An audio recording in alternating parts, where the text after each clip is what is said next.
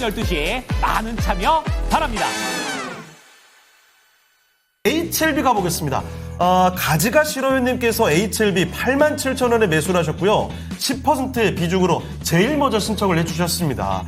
구조대 오나요? 하셨는데 구조대라는 말을 해주신 이유가 있어요. 딱 보면 저 때까지만 해도 HLB가 분위기 좋았거든요. 그런데 갑자기 급락하면서 주가가 이게 무슨 고생을 한 겁니까 도대체. 자, 이제 오랜만에 솟구치면서 매수 가격 근처까지 가고 있는데 이게 한 번에 올랐다가 바로 또 내려갈 수도 있거든요. 자, 그럼 알아보겠습니다. 지금 뭐 행복이님의 HLB 83,000원에 올려주신 분도 계시고, 자, HLB 일단 87,000원 기준으로 가보겠습니다. 자, 전문가님, HLB입니다. 오랜만에 HLB가 정말 오래 소외됐다가 급등입니다. 역시 HLB가 한방 파워를 보내주는데요. 그런데 문제는 여기서 매도를 해야 되는 건지 더 기다려야 되는 건지가 판단이 잘 안 되시는 모양이에요. HLB 어떻게 할까요?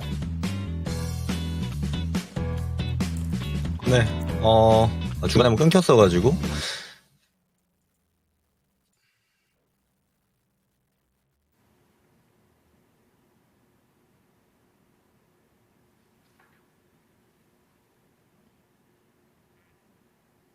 네, 진행하겠습니다. 지금 방송 음성이 잘 안 들려가지고, HLB 질문을 주셨고요.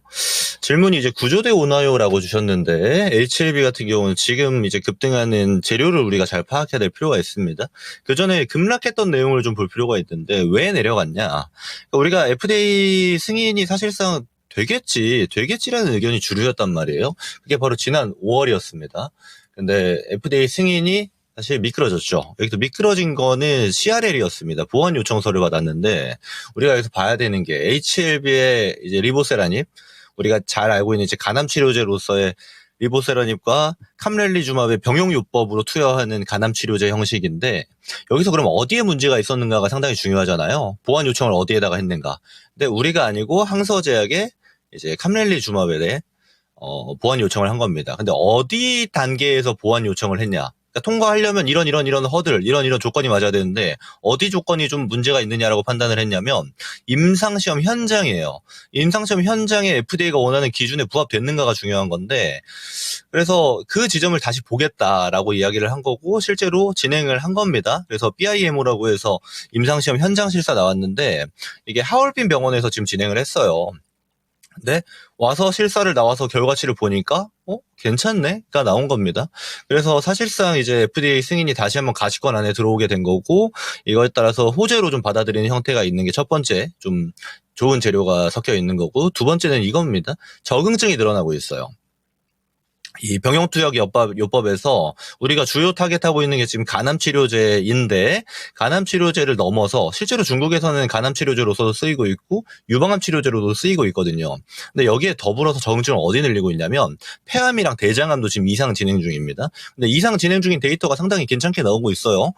그래서 사실상 이제 항암제에서는 아무래도 글로벌에서 가장 큰 제약 시장이 항암제이기 때문에 이쪽에서 그럼 적응증 확대까지 되면은 이 HLB 갖고 있는 퍼포먼스가 더 커질 수 있는 게 아닌가 하는 게 지금 어떤 중론이라고 좀 판단을 할 수가 있는 겁니다.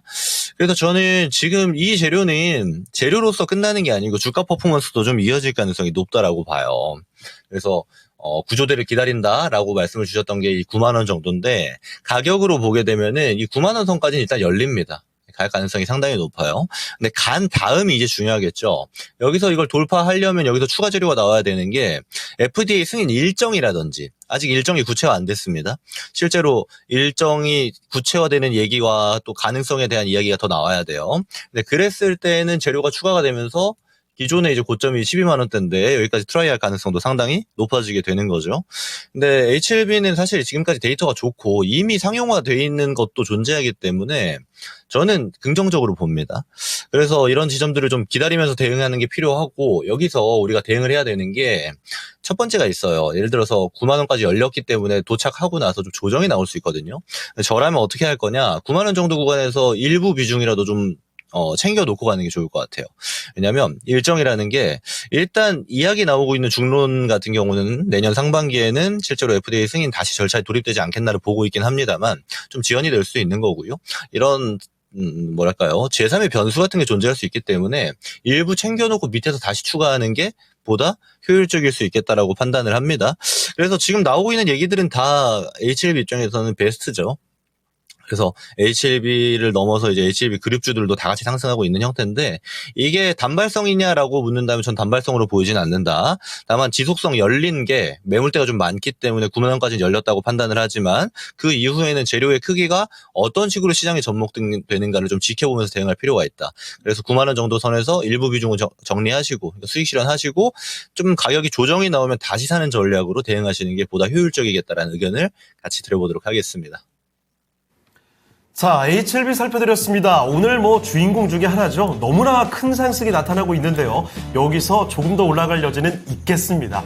그 전에 급락이 나왔던 구간이죠. 9만 원 정도까지 오게 되면 거기서 일단은 매도를 해보는 게 좋을 것 같고, 그 뒤에 매매를 한 번 더 고민하신다면 일단 매도하고 나중에 한번 생각해 보시는 게 어떨까 싶네요. 자, HLB 첫 번째 종목입니다. 많은 분들의 이 해결점을 좀 찾으셨으면 좋겠습니다.